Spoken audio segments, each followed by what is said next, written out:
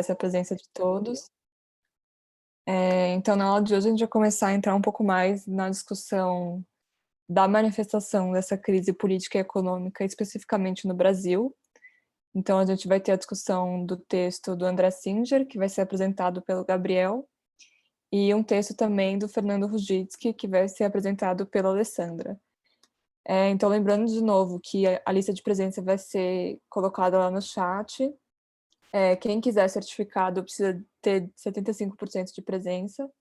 A gente também vai mandar o link do Google Docs para quem quiser anotar alguma dúvida ou comentário, já antecipando, né? E acho que é isso. Vou passar a palavra, então, para o Gabriel. Eu aviso quando der 20 minutos. Obrigado, Nicole. Boa noite, pessoal. Boa noite a todas e todos. Bom, como a Nicole já adiantou, eu vou discutir agora com vocês o último livro publicado pelo professor André Singer, intitulado Lulismo em Crise, um quebra-cabeça do período Dilma, 2011-2016. A gente selecionou para vocês lerem o capítulo de conclusão, Dois Passos Adiante, Zigue-Zague e Queda, porque, enfim, esse livro, como está no próprio subtítulo, ele é um quebra-cabeça que Singer tentou construir para explicar o que foi o governo Dilma, e como, enfim, ele terminou no impeachment. E eu acho que esse capítulo de conclusão, ele não vai entrar muito a fundo em cada uma das peças, mas acho que dá para ter um pouco da noção geral do que é essa interpretação que ele procura oferecer para a gente nessa obra. A quem se interessar, tem dois artigos anteriores do Singer que eu acho que conseguem explicar de maneira um pouco mais objetiva e, enfim, de maneira mais curta, o argumento que ele está trazendo, pelo menos uma parte dele, né? Eu posso enviar para vocês em seguida da aula, mas só para mencionar o nome, o primeiro deles é de 2015, chama Cutucando Onças com Varas Curtas, o ensaio desenvolvimentista no primeiro mandato de Dilma Rousseff. E o segundo, do ano seguinte, é A Falta de Base Política para o Ensaio Desenvolvimentista. E o que eu acho mais interessante desse livro, além, enfim, dessa interpretação que ele nos oferece sobre um período histórico específico, é que ele consegue articular ao mesmo tempo esses elementos, digamos assim, conjunturais, né, que são desse momento específico da história recente do país, com os elementos que seriam, digamos assim, estruturais, que diriam respeito à formação do Brasil, né? O Brasil enquanto uma formação social capitalista e periférica. E eu acho que eu vou tentar, enfim, vou tentar mostrar um pouquinho disso para vocês agora nessa exposição. Antes da gente entrar, de fato, no argumento que o Singer traz sobre o governo Dilma e sobre o golpe parlamentar de 2016, eu acho que a gente precisa dar um passo atrás e voltar para o livro anterior dele, né, o livro chamado Sentidos do Lulismo, em que ele oferece para a gente essa interpretação original que ele criou sobre o lulismo, referente aos dois mandatos do ex-presidente Lula. E por quê? Porque que está imbuído nessa interpretação dele, e também na obra seguinte, sobre o governo Dilma, uma determinada visão sobre o Brasil e sobre o capitalismo que se estruturou no Brasil. Eu vou tentar explicar aqui para vocês agora, de maneira um pouco esquemática, mas, enfim, a gente pode aprofundar também mais para frente. Bom, o professor André Singer, ele se baseia muito em alguns intelectuais, digamos assim, clássicos do nosso pensamento político-social, e eu menciono três: o Caio Prado Júnior, o Francisco Verfort e o sociólogo Francisco de Oliveira. Do Chico de Oliveira, tem dois ensaios que eu acredito que são fundamentais para a obra do Singer, intitulados Crítica à Razão Dualista e o outro, Ornitorrinco, que também são, acho que, os ensaios mais famosos, mais conhecidos do Chico de Oliveira. E por quê? Porque, assim como esses outros autores, o Singer, ele interpreta ele enxerga a estrutura brasileira de classes de maneira distinta daquela que seria a estrutura clássica, né, dos países centrais do capitalismo, como, por exemplo, França e Inglaterra. Isso porque, na nossa estrutura de classes, a gente teria uma fração específica da classe trabalhadora, que seria o subproletariado. Esse termo, né, subproletariado, não foi o Singer que criou, foi, na verdade, o pai dele, né, o economista Paul Singer, que cunhou esse termo quando estava analisando a estrutura de renda brasileira.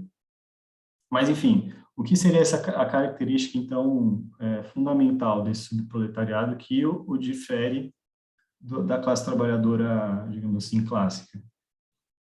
A diferença reside no fato de que o subproletariado, assim como o trabalhador, ele vende a sua força de trabalho para, enfim, ter o seu salário, ter o seu sustento, só que ele não consegue vender essa força de trabalho por um valor que assegure a sua reprodução em condições normais, né? Ou seja, é uma camada bastante grande da população brasileira, eu acho que tem crescido bastante agora nos últimos anos, né?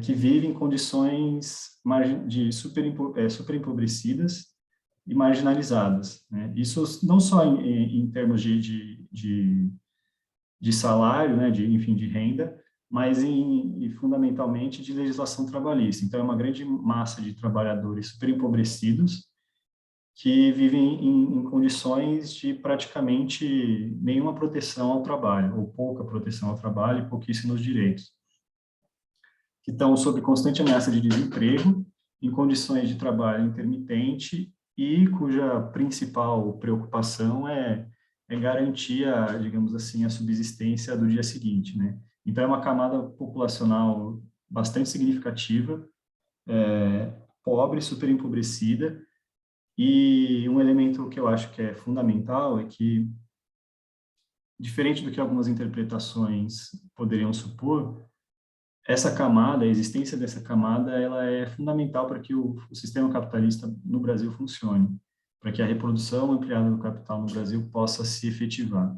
Isso porque, e aí, novamente, o Singer está inspirado principalmente no Francisco de Oliveira, porque a existência desse dito setor atrasado, né, dessa grande massa de trabalhadores super empobrecidos e marginalizados, ela garante o rebaixamento geral do valor da força de trabalho no país.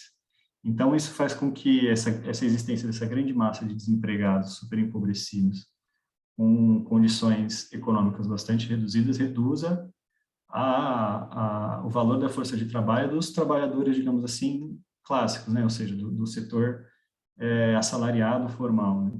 Então, o Singer argumenta, baseado no Francisco de Oliveira, que para o capitalismo funcionar no Brasil, a pobreza ela não pode deixar de existir. Ou seja, os pobres podem ascender individualmente, mas nunca ascender, digamos assim, ao mesmo tempo, no sentido de que a pobreza não pode deixar de existir, sob a ameaça, enfim, do regime capitalista. E pensando em termos de ideologia, qual seria, digamos assim, a ideologia ou o projeto de classe desse subproletariado? O Singer argumenta que pelo fato dessa camada estar em condições materiais de trabalho extremamente precárias e vulneráveis, eles teriam uma ideologia que se aproximaria daquilo que ele chama de conservadorismo popular. O que isso quer dizer? Essa camada, segundo ele, tem medo, são hostis a qualquer possibilidade de quebra da ordem, porque quebrar a ordem significa, em certos termos, aumentar ainda mais a instabilidade e a vulnerabilidade. Então, essa camada teria essa hostilidade a qualquer possibilidade de quebra da ordem. Só que, ao mesmo tempo, o subproletariado defenderia uma atuação mais forte do Estado para garantir melhores condições de vida. Então, via investimento público para criação de emprego, criação de programas sociais, programas de transmissão de renda, transferência de renda e melhoria da saúde e da educação pública. Então, o projeto de classe, digamos assim, ou, enfim, de fração de classe do subproletariado seria justamente o fortalecimento do Estado e de suas políticas sociais, sem, contudo, ter um confronto com a ordem. No caso, esse confronto com a ordem significaria um confronto com o capital. Então, seria um projeto que, ao mesmo tempo, traga avanços em termos econômicos e sociais. Esses avanços sejam feitos sem confrontar o capital, ou seja, sem interferir, sem impactar os interesses do capital e sem radicalização, sem grande mobilização. Então, o lulismo para o Singer seria um encontro entre a liderança do Lula e a fração da classe trabalhadora, essa fração da classe trabalhadora sobre o proletariado. Né? Por quê? Porque o Singer argumenta que de 2003 até 2005, 2006, o Lula teria criado ou teria colocado em prática esse projeto de classe do subproletariado. Ou seja, ele criou o Bolsa Família, criou uma série, enfim, acho que isso já é um pouco mais conhecido, mas uma série de projetos, de programas sociais, programas de transferência de renda, uma política de valorização do salário mínimo, enfim, de investimento público também para ampliação do emprego e, sobretudo, fez isso de maneira sem confronto, ou seja, ele, por mais que tivesse aquele grande pavor nas eleições de 2002, de que o Lula fosse extremamente radical, ou, enfim, fosse mudar totalmente a política econômica, isso não ocorreu. Ele manteve a estrutura, né, do chamado tripé macroeconômico, que foi criado ainda no mandato do Fernando Henrique Cardoso, que consiste em superávit primário, metas de inflação e câmbio flutuante. Então, o Lula ele foi capaz de tocar esse projeto de fortalecer o Estado e suas políticas sociais para favorecer essa camada mais pobre da população, ao mesmo tempo em que ele não atacou os interesses das classes dominantes, da burguesia, enfim, pelo contrário, né, favoreceu. Então, o lulismo seria, então, essa saída, essa estratégia política, digamos assim, de equilíbrio entre classes, entre as classes fundamentais de uma sociedade capitalista, que seriam a burguesia, né, os capitalistas, e a classe trabalhadora. Isso, evidentemente, só é possível enquanto exista um crescimento econômico significativo, porque essa situação de ganha-ganha, evidentemente, só é possível quando há, digamos assim, meios de pagamento suficientes, né, em termos econômicos, para que você possa ofertar tanto de um lado, né, enfim, para os capitalistas, quanto, por outro lado, para os trabalhadores. Só que o fundamental é justamente isso, né, é uma forma de dominação política em que não existe radicalização, não existe confronto, e que é possível, então, você estabelecer esse equilíbrio, obviamente instável, né, mas, enfim, um equilíbrio entre os interesses das duas classes fundamentais. E, além disso, dentro da classe da burguesia, ou seja, dentro do setor dominante, existia ainda, segundo Singer, uma diferença importante, uma oposição importante entre duas frações da burguesia. De um lado, a burguesia industrial e, de outro lado, a burguesia rentista. Entre essas duas frações da mesma classe, essas duas frações da burguesia, existe um conflito latente. Isso quer dizer o quê? Que, por mais que sejam frações de uma mesma classe, compartilhem de determinados interesses comuns, obviamente, a burguesia industrial, a burguesia produtiva e a burguesia financeira, ligada ao capital financeiro, ela se opõe principalmente, se a gente for pensar na questão da taxa de juros. Porque enquanto para o setor financeiro é importante você ter uma taxa de juros elevada, porque uma taxa de juros elevada significa que o capital financeiro pode oferir lucros maiores, por exemplo, através da dívida pública. Né? Para o setor industrial, para o setor produtivo, por outro lado, é interessante que a taxa de juros seja mais baixa, porque isso significa que os financiamentos vão ficar mais baratos, o crédito vai ficar mais barato, então os investimentos produtivos vão ficar mais baratos, enfim, mais fáceis de ser realizados. Então, da mesma forma, o lulismo ele não intensificou esse conflito e não procurou fortalecer um lado contra o outro, né? Da mesma maneira, ele procurou sempre o equilíbrio e a arbitragem de interesses entre essas duas frações da classe burguesa. E aí eu trago aqui um trecho rapidinho do Sentidos do Lulismo, que eu acho que define bem o que foi essa forma de arbitragem de interesses, de equilíbrio de interesses entre as classes. Eu leio para vocês. No lulismo, pagam-se altos juros aos donos do dinheiro e, ao mesmo tempo, aumenta-se a transferência de renda para os mais pobres, remunera-se o capital especulativo internacional e se subsidiam as empresas industriais prejudicadas pelo câmbio sobrevalorizado. Aumenta-se o salário mínimo e se contém o aumento de preços com produtos importados. Financia-se simultaneamente o agronegócio e a agricultura familiar. Enquanto os meios de pagamento cresçam, cada fração de classe pode cultivar o seu lulismo de estimação.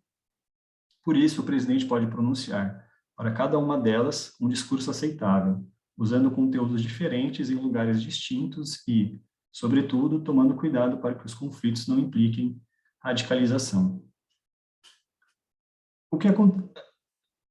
O resultado disso é que, por mais que seja aquilo que o senhor chama de pacto conservador, porque algumas estruturas econômicas, de política econômica, são mantidas praticamente intocáveis, que é a questão que eu mencionei anteriormente do tripé macroeconômico. Por outro lado, o lulismo foi capaz de promover grandes transformações na sociedade, e principalmente na questão da redução da pobreza e da miséria, né? Justamente pelo não conflito, pela opção, pelo equilíbrio de interesses, o lulismo não foi tão eficaz assim na redução da desigualdade, porque reduzir desigualdade implica você promover uma redistribuição de renda. Então, redistribuir renda sempre significa conflito, porque você está tirando de um lugar e colocando em outro, né? Só que a opção pelo não conflito, pelo equilíbrio de interesses, permite, ao mesmo tempo, você ter essa redução bastante significativa da pobreza e da miséria no país. Então, o lulismo, ele é definido pelo Singer como esse pacto conservador, só que uma reforma gradual, porque ele promove reformas, ainda que lentas, progressivas e significativas, porque se a gente pensar o grau de pobreza e de miséria que existe no país, e existe ainda, né, está voltando, mesmo uma mudança pequena, ela significa muito, né? Então, o lulismo teve esse poder, digamos assim, transformador de poder reduzir significativamente a miséria. Só que o que acontece? A Dilma, quando é eleita, em 2010, ela escolhe, digamos assim, um caminho um pouco distinto, porque, segundo o Singer, naquele momento não, mas enfim, tinham se estruturado, durante o governo Lula, enfim, o que ele chama de duas coalizões. As coalizões, digamos assim, seriam alianças entre classes. De um lado estaria a coalizão produtivista, que seria a aliança entre a burguesia industrial, a burguesia produtiva e os trabalhadores organizados, e do outro lado estaria a coalizão rentista, em que estariam unidos o capital financeiro, a burguesia financeira e a classe média tradicional. Enquanto nos dois governos Lula, a opção se deu pelo equilíbrio entre forças, entre classes, a Dilma ela escolheu um caminho distinto. Não escolheu, enfim, por livre e espontânea vontade, né? Ela foi pressionada a tomar uma decisão e escolher um rumo, que foi justamente aderir ao projeto da coalizão produtivista, né? Para fazer, então, o que o Singer chama de uma virada desenvolvimentista na política econômica brasileira. Qual é esse projeto da coalizão produtivista? O projeto da coalizão produtivista é justamente fazer com que o Estado tome medidas que viabilizem a reindustrialização do país, para ter, então, um crescimento econômico mais significativo e uma distribuição de renda maior, né? Então, é tomar medidas como, por exemplo, a redução de juros para facilitar os investimentos produtivos, né, e voltar a política econômica do país para o setor produtivo, para o setor industrial, prejudicando, nesse sentido, os interesses do setor financeiro. Então, se sustentando nessa coalizão que a Dilma colocou em prática aquilo que ficou conhecido como nova matriz econômica, né? O que seria isso? A nova matriz econômica foi um conjunto de medidas que a Dilma e a sua equipe colocaram em prática, que visavam justamente colocar o país no trilho, de novo, do crescimento econômico e da reindustrialização, ou seja, favorecer os investimentos produtivos em detrimento dos investimentos, enfim, meramente especulativos e financeiros. E aí eu cito agora para vocês algumas medidas, né, que eu acredito que são as fundamentais. A primeira delas, e eu acho que é a mais significativa, foi justamente a redução da taxa básica de juros, a Selic, para o menor patamar da série histórica até então, 7,25%, e a diminuição dos spreads. Os spreads são a diferença entre o que o banco te paga quando ele toma o seu dinheiro e o que ele te cobra quando você toma emprestado. Então, a partir do momento que você reduz o spread, na prática quer dizer que você está reduzindo a margem de lucro, o ganho, né, dos bancos privados. E não só a Dilma fez isso, interferindo diretamente, então, nos interesses do capital financeiro, como ela meio que tornou pública essa briga, né, porque em 2012 ela fez uma transmissão no dia 1º de maio, né, no feriado do trabalhador, atacando diretamente os bancos, falando que os bancos ganhavam muito dinheiro no Brasil e que isso era inaceitável se a gente fosse pensar num projeto de desenvolvimento mais a longo prazo, e que então era necessário que os bancos reduzissem esses ganhos. Né? E, de fato, ela fez isso. Ela Gabriel, pressionou usando... Oi? deu 20 minutos já, tá? Ah, tá. Obrigado. Ela pressionou os bancos privados usando, principalmente os bancos públicos, né, o Banco do Brasil e a Caixa Econômica Federal, para reduzir os juros, e ela conseguiu isso de fato, né? Os bancos privados, pelo menos por um tempo, reduziram os spreads. E por que isso era importante? Porque é justamente aquela questão que eu mencionei anteriormente, de que o setor produtivo ele precisa de juros mais baixos para poder fazer investimento. Além disso, ela criou uma nova política industrial com uma série de medidas voltadas para diferentes setores da indústria. Essa política foi chamada de Plano Brasil Maior. Ela desonerou a folha de pagamentos, né, a folha de imposto salarial cobrada sobre o salário, né, dos trabalhadores. Fez algumas medidas protecionistas e políticas de conteúdo nacional. E outro elemento importante, ela estabeleceu uma série de controles para limitar, né, os fluxos de capital estrangeiro, justamente para conseguir desvalorizar a moeda brasileira e, com isso, aumentar a competitividade da indústria nacional e, enfim, incentivar as exportações.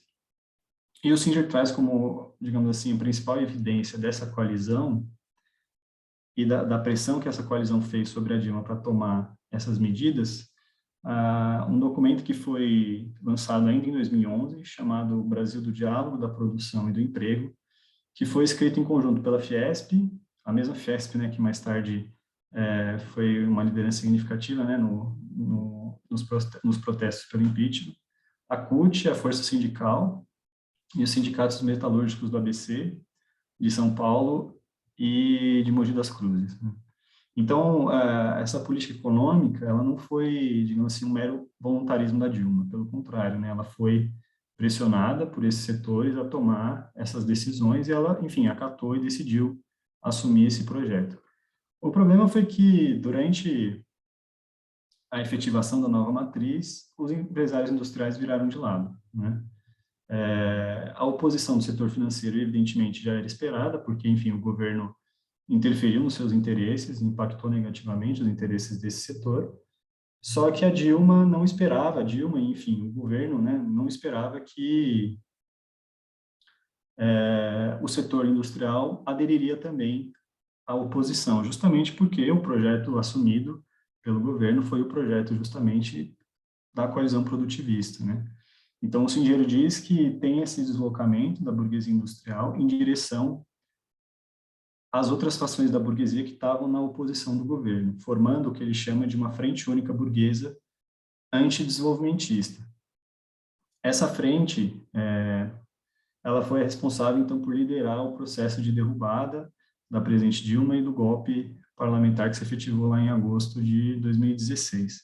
Né? Então, para o Singer, um dos elementos significativos para a gente compreender o que foi o governo Dilma e o que foi o impeachment de 2016 foi justamente esse deslocamento político que a burguesia industrial realizou, saindo daquele rompendo, né, a coalizão produtivista, ou seja, saiu do apoio ao governo para uma posição de franca oposição, né? O Singer, ele formula 4 hipóteses, digamos assim, específicas para explicar o porquê que teve esse deslocamento. A primeira delas seria a hipótese de que o setor produtivo, o setor industrial, ele teria um elemento, digamos assim, um componente rentista, ou seja, mesmo as empresas que eram produtivas, elas teriam investimentos também no capital especulativo, no capital rentista, o que tornaria frágil a coesão produtivista, justamente porque interferir no capital financeiro interferiria também nos interesses de algumas dessas empresas, de alguma parte dessa burguesia industrial.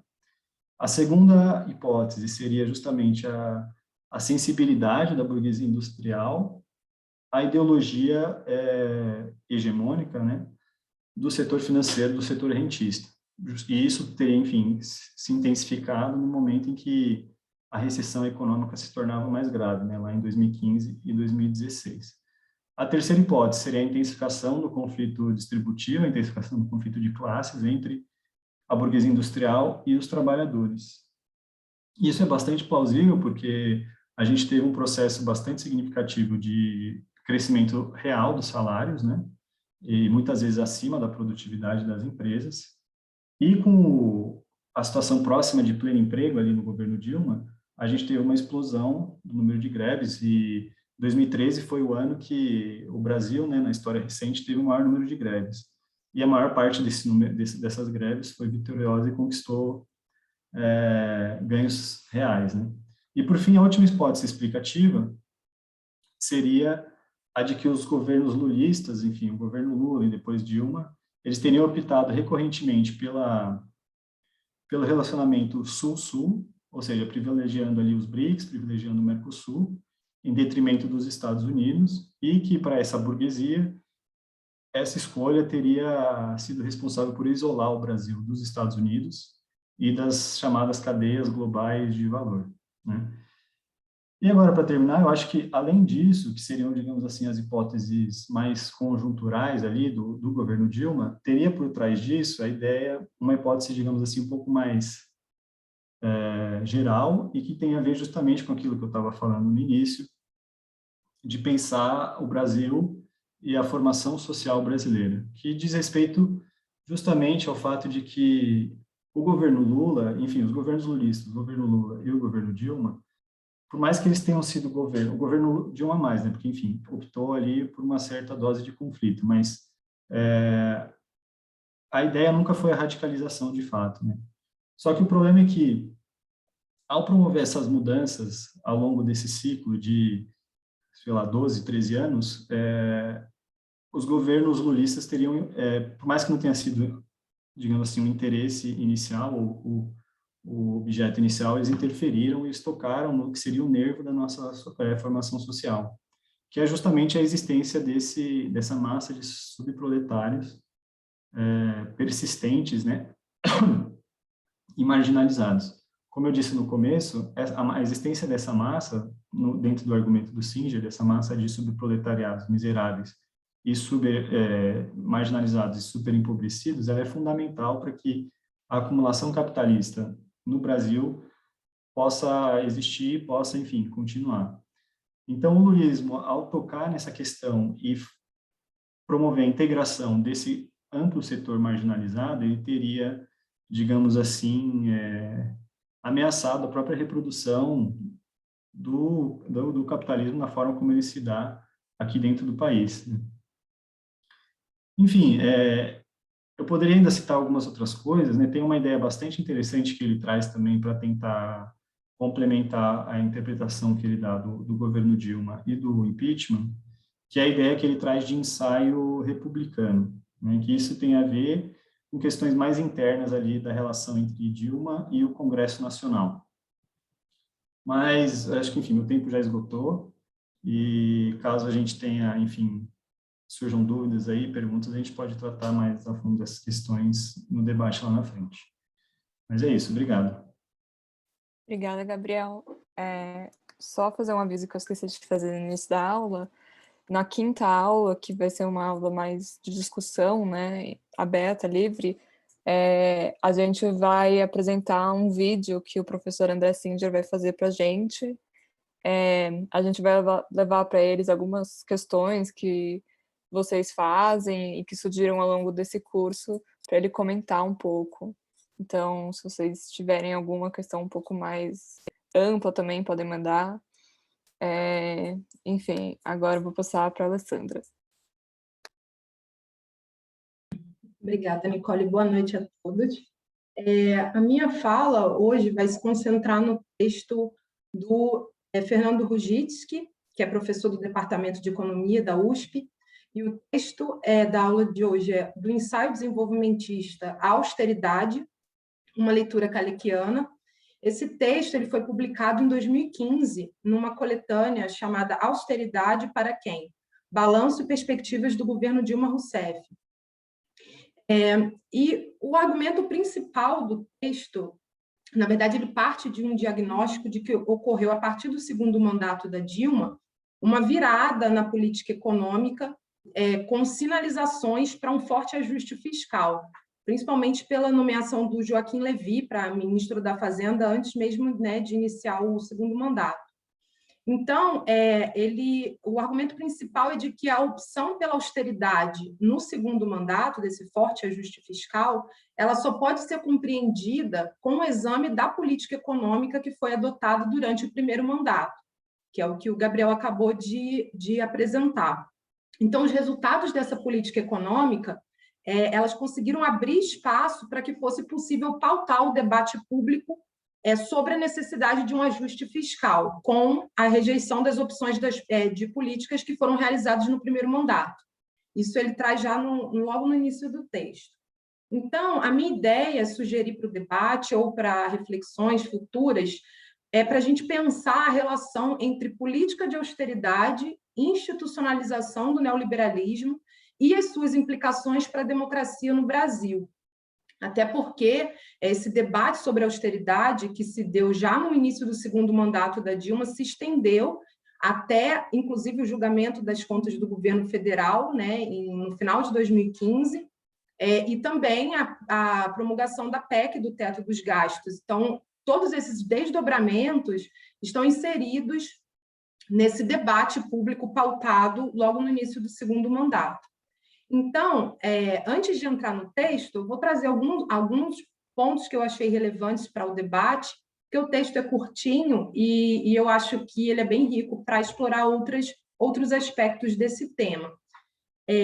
Tem um conceito de austeridade do cientista político Mark Blyth, que ele elaborou num livro chamado Austeridade, a História de uma Ideia Perigosa. Ele é professor da Brown University.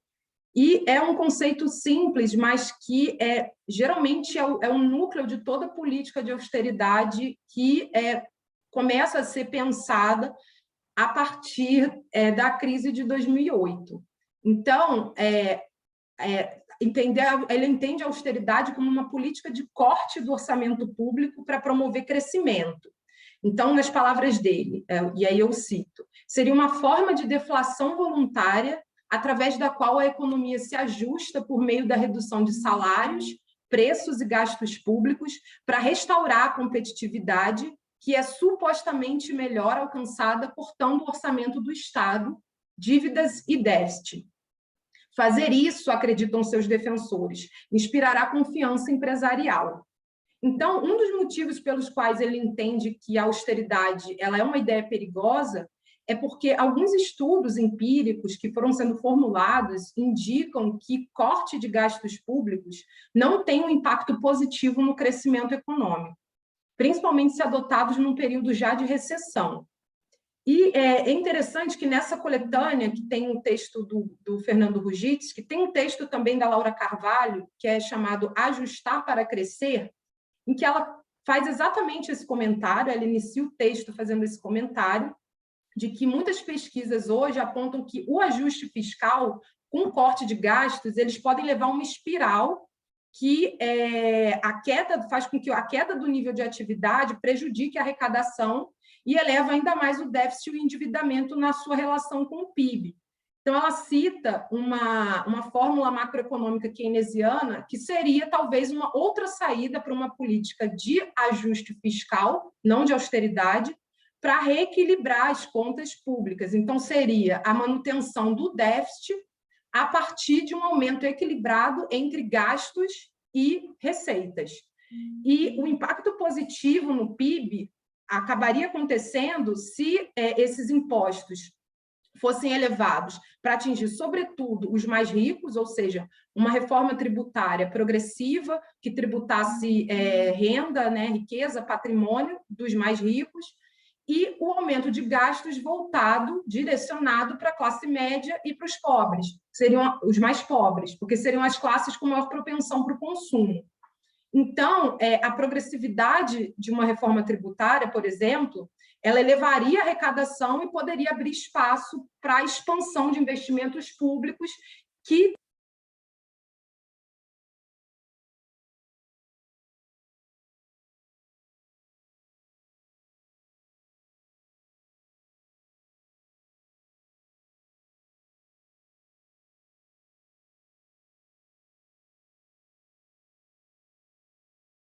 Alessandra? Alessandra? Ixi, acho que deu um problema.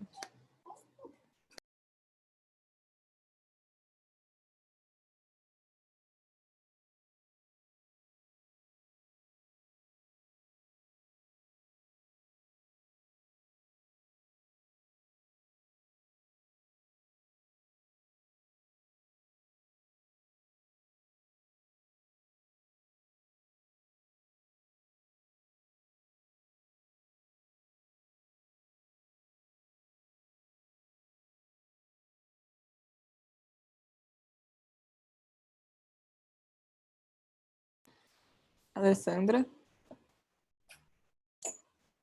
Você está sem áudio há um tempo.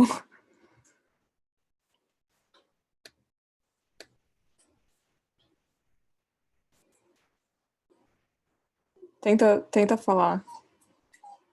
Ainda não.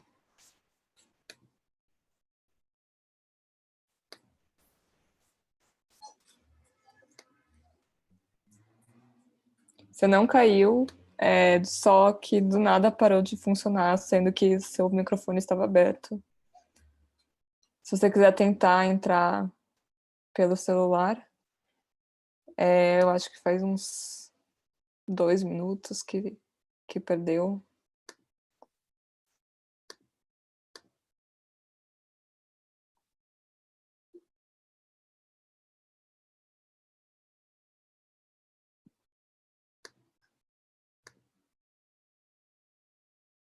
A Alessandra vai sair rapidinho e voltar pelo celular, então.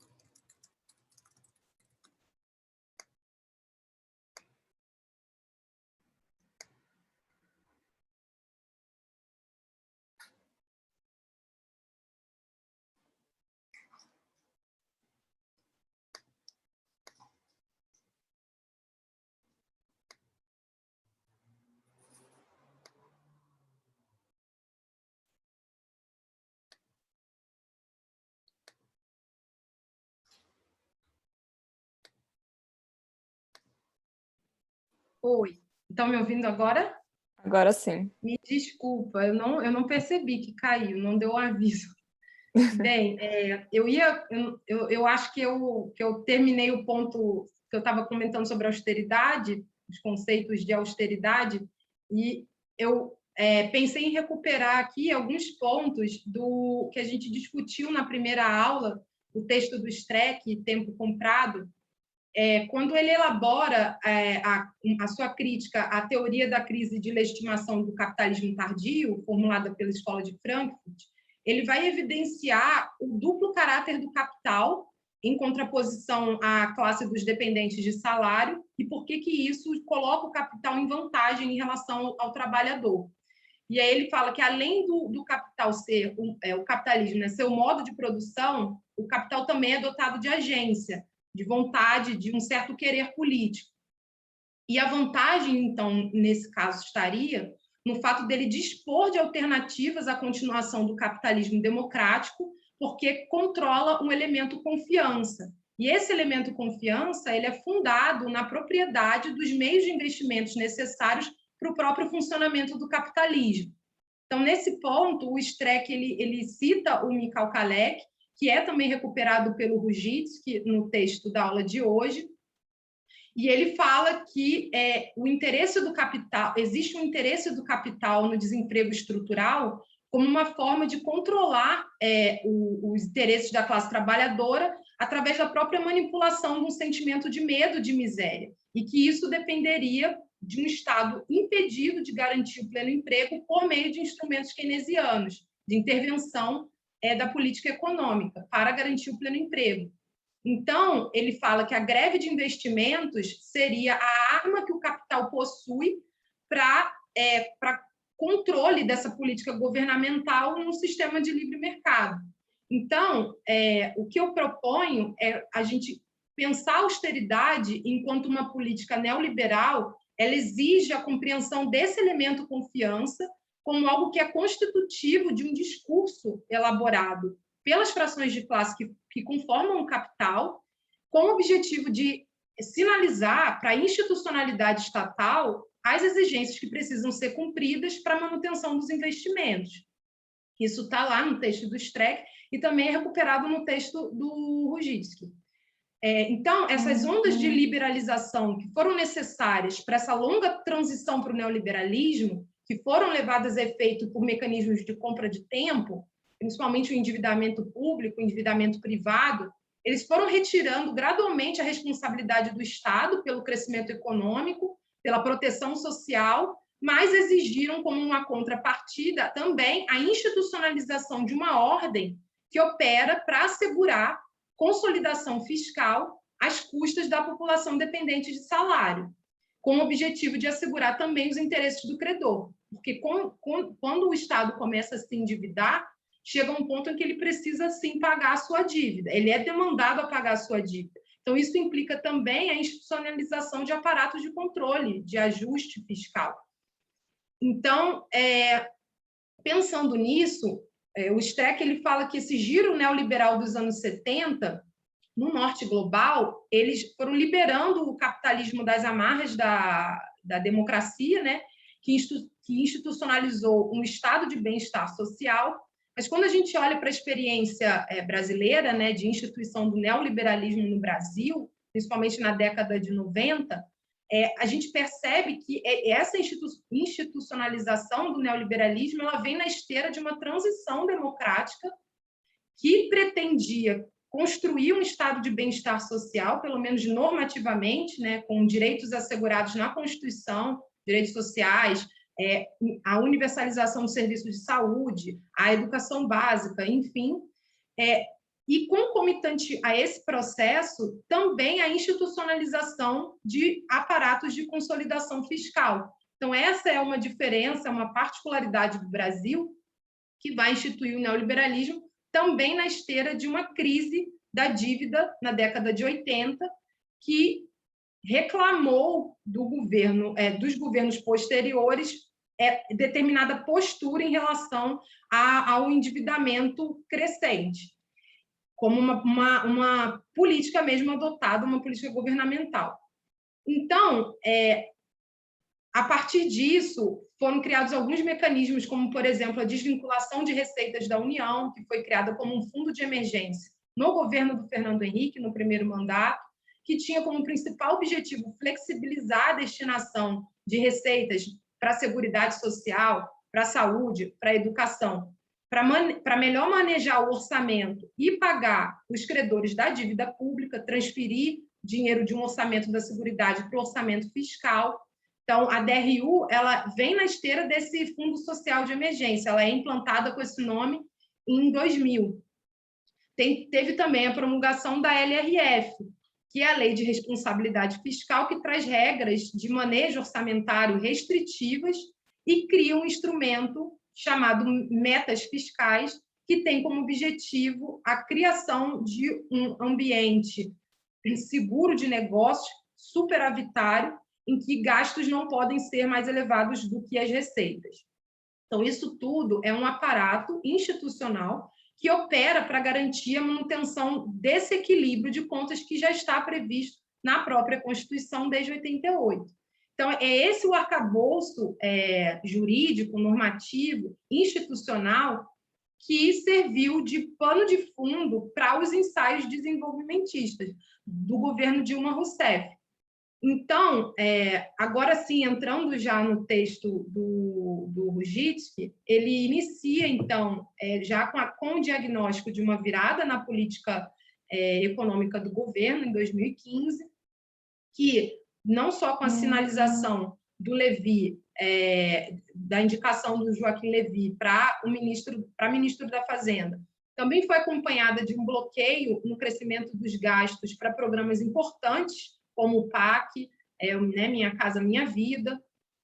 Então, a partir desse diagnóstico, ele descreve, né, como o Gabriel já descreveu, então não vou meter muito a essa parte, um ensaio desenvolvimentista fundado na política macroeconômica, com redução da taxa de juros, com desvalorização da taxa de câmbio, e também isso em conjunto com uma política industrial com desoneração da folha de salários, redução do preço da energia, tudo isso como uma forma de estimular a elevação da taxa de investimento por meio da redução dos custos do capital, da produção, para aumentar a competitividade do produto nacional também frente aos mercados estrangeiros. Então, seria uma tentativa de conciliar o crescimento econômico com redução das desigualdades e o objetivo também de, na identificação do Ruzicki, né, de limitar os lucros apropriados por setores particularmente concentrados, como que aconteceu com a questão da redução dos spreads cobrados pelos bancos públicos para impor uma pressão competitiva para as instituições financeiras privadas. Então, o diagnóstico de que essa estratégia não surtiu efeito em termos de crescimento da taxa de investimento, e aí o objetivo do texto, né, discutir quais seriam os motivos, então, para essa política que tinha como objetivo principal o estímulo à taxa de investimento, com um conjunto de medidas que já era demandada pelo setor empresarial há muito tempo, por que não surtiu efeito? E aí, um dos motivos que ele identifica é que houve, no início do ensaio desenvolvimentista, né, uma redução da demanda agregada no Brasil. Então, apesar de ter queda nos custos da produção, esses custos do capital que foram reduzidos, teve aumento do estoque por não ter o crescimento da demanda. Então, teria havido uma frustração das expectativas em relação à demanda por parte do empresariado, então, frustrando assim o estímulo aos investimentos. Só que o Ruzicki ele aponta que teria talvez uma espécie de motivo com natureza política por trás dessa estagnação da taxa de investimento com queda em 2014. Então, ele traz uns dados, né, de que em 2011 a taxa de investimento em relação ao PIB era de 20,6%, foi para 20,2% em 2012, 20,5% em 2013 e 19,7% em 2014. E ele cita o Kalecki, assim como o Streck, né, recuperou também, que existiriam razões políticas por trás da oposição dos capitalistas a políticas que visem o pleno emprego. Então, essas políticas de pleno emprego, elas acabariam retirando das mãos dos capitalistas um mecanismo poderoso de controle sobre governos, como eu mencionei anteriormente. Então, na ausência de políticas de demanda, políticas governamentais, né, o nível de emprego e a taxa de crescimento econômico, elas dependem primordialmente das decisões de investimento dos capitalistas. Então, existe essa questão do elemento confiança, ela está muito presente discursivamente na ideia de que é preciso atender às demandas das frações do capital para que os investimentos possam continuar acontecendo e, com isso, não ocorram crises econômicas de grandes proporções. Então, o que ele fala é que teria havido também, além da questão da redução da demanda agregada, uma greve de investimentos, e que isso talvez explicasse essa trajetória da taxa. Então, ele pontua algo importante que eu considero importante, que é que as decisões de investimento elas não são tomadas de forma atomizada, porque economia e política elas são duas faces de uma mesma realidade social. E eu acho isso importante para que seja pautado as discussões sobre a austeridade, de olhar para a austeridade, a política de austeridade, não como um dado da realidade, mas como algo que é fruto de uma orientação, de uma decisão política nesse ou naquele sentido. Então, ele encerra o texto com uma indagação, né? A quem interessa a austeridade?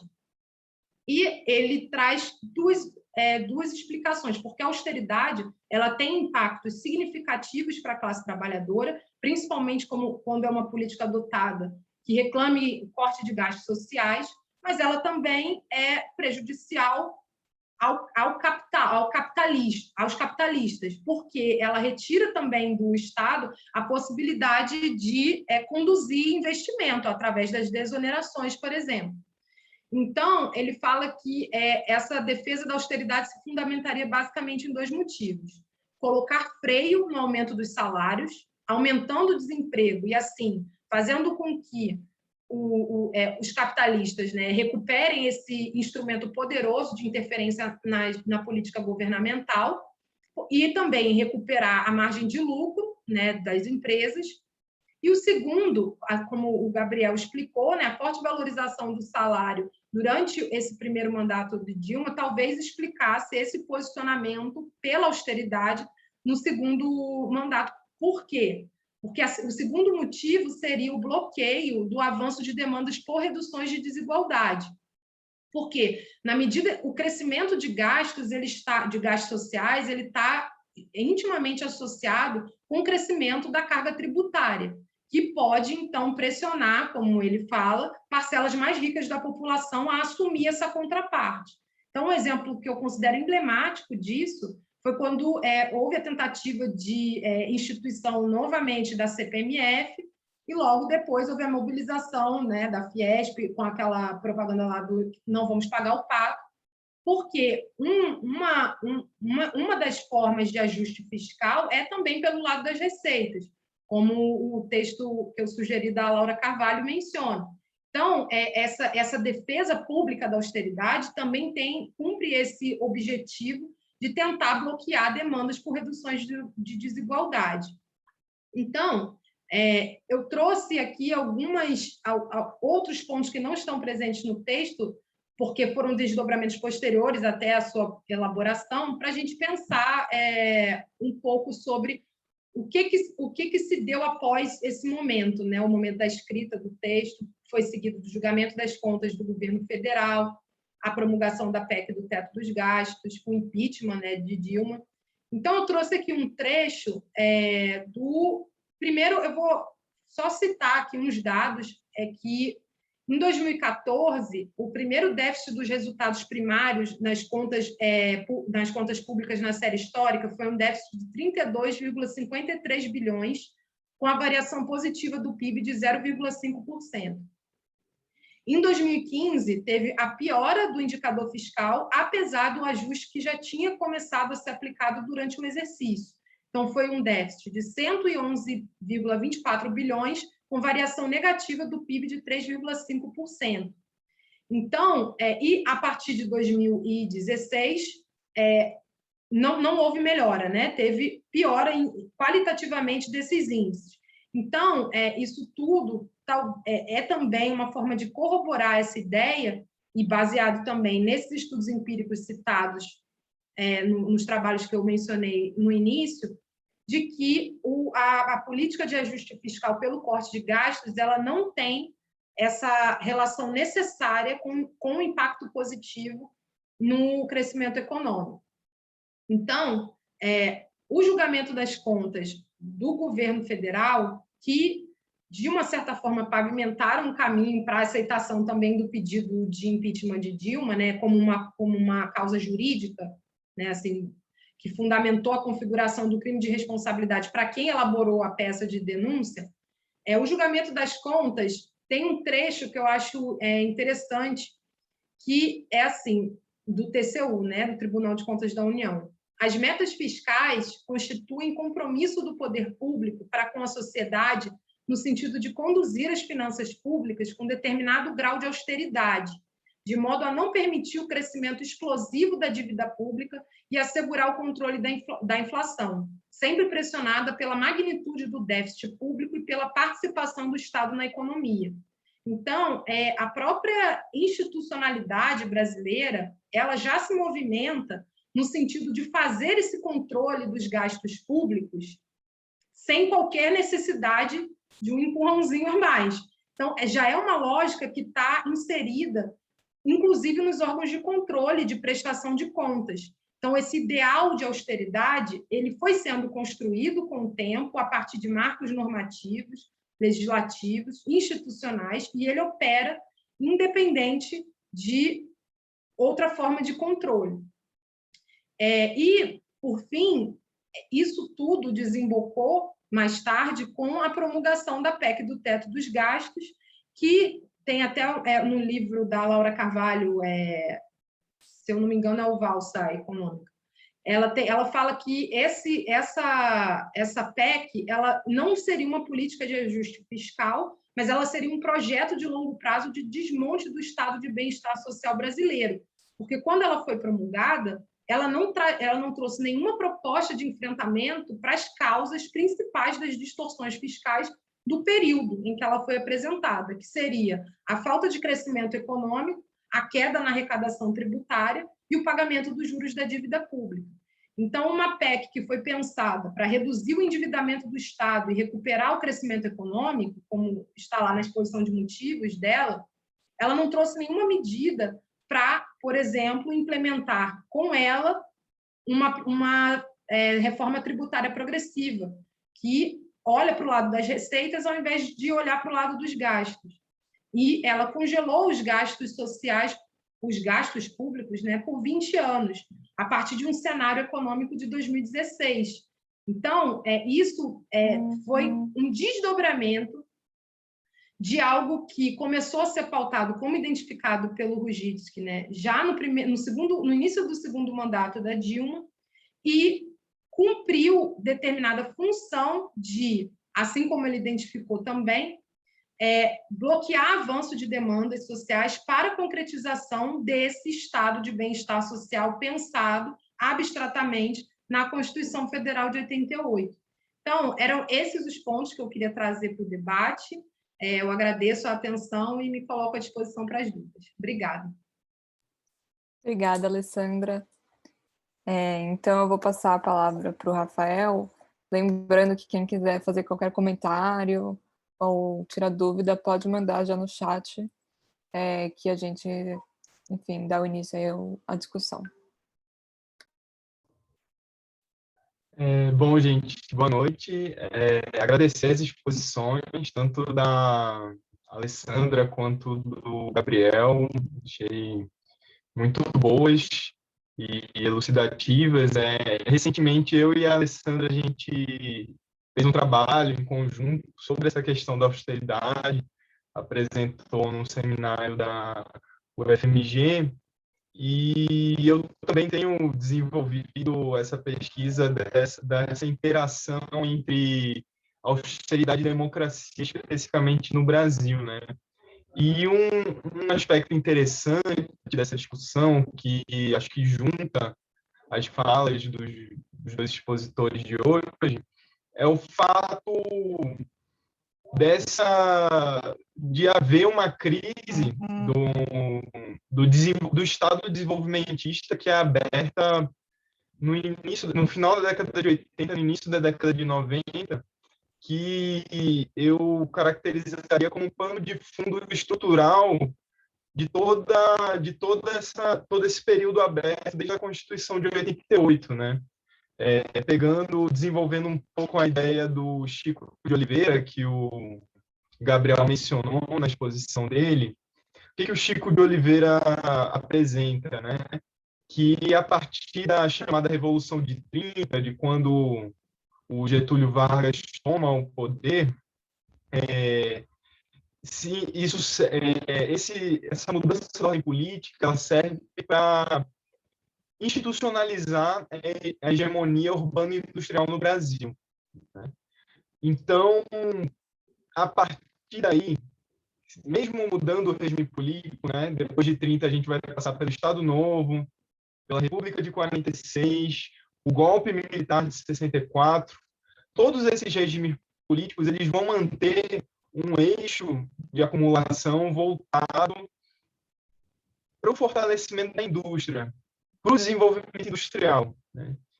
E isso só vai ser rompido de maneira definitiva pelo governo Collor e, mais profundamente, pelo governo do FHC. É importante lembrar que o FHC, quando ele assume, no seu primeiro discurso de posse do primeiro mandato, ele fala que uma das tarefas que ele vai ter é desmontar a era Vargas, né?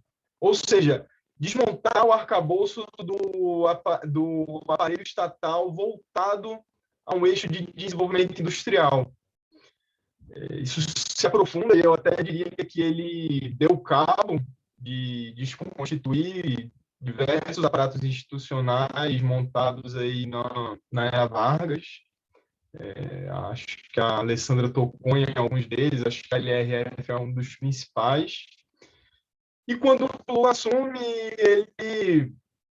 ele assume no sentido de olhar para frente, né? A campanha Paz e Amor do Lulinha Paz e Amor é olhar para frente, é não mudar o arcabouço institucional da ordem que ele recebeu. Nesse sentido, o professor André Singer foi muito arguto na formulação dele de falar isso, de não enfrentar a ordem, porque é justamente isso, é não olhar para trás, é olhar para frente, não enfrentar a ordem que está estabelecida, mas mudar a partir da ordem que está estabelecida, e isso, na verdade, enjaulou a Dilma, né, um pouco mais à frente, porque acabamos ficando com um limite estreito para retomar a ideia de um desenvolvimento industrial. Então, acho que as exposições mostraram muito bem isso, e um comentário só para estimular um pouco a discussão. Obrigado, Nicole. Obrigada, Rafael. Vou passar a palavra, então, para o Felipe.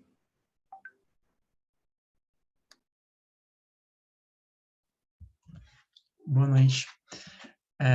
Parabéns, Alessandra e Gabriel, pelas exposições. Eu já elogiei, mas, enfim, reiterando. Bom, eu queria chamar a atenção para um aspecto que eu acho que vai para os dois textos, tanto do Ruggitzky quanto do Cindy, que é o fato de que eles, em linhas gerais, consideram que a posição, enfim, as decisões dos capitalistas importam. Eu acho que isso é muito importante, mesmo considerando que o que também é extremamente importante, o fato de que o Brasil é um país da periferia. O fato, mesmo sendo um país da periferia, é que os capitalistas eles existem no tempo e no espaço, né? Eles são influenciados pela realidade em que eles atuam e pelo mundo que eles vivem. Então, ao aplicar o neoliberalismo no Brasil, o que me parece é que existe uma intenção também de evitar que meios para redistribuição da renda simplesmente existam. Eu acho que a intenção é que eles mesmos desapareçam, né? Então, o teto de gastos que a Alessandra mencionou, entre outras medidas, a própria decisão sobre o Banco Central que foi aprovada esse ano, né, que confere autonomia administrativa do Banco Central, enfim. enfim, o presidente do Banco Central terá mandato que não vai coincidir com o mandato do presidente da República, isso retira a prerrogativa democrática de se interferir na economia por meio da política monetária e tudo isso. Todas essas decisões, elas têm um efeito de evitar que também que haja meios para se redistribuir a riqueza. Quando o Gabriel comentou que o projeto do subproletariado é uma redistribuição da riqueza por meio do Estado, sem que haja enfrentamento com o capital, a gente percebe a magnitude do que se trata o neoliberalismo no Brasil. É simplesmente inviabilizar a resolução do nosso conflito histórico fundamental, né? Porque o Brasil, na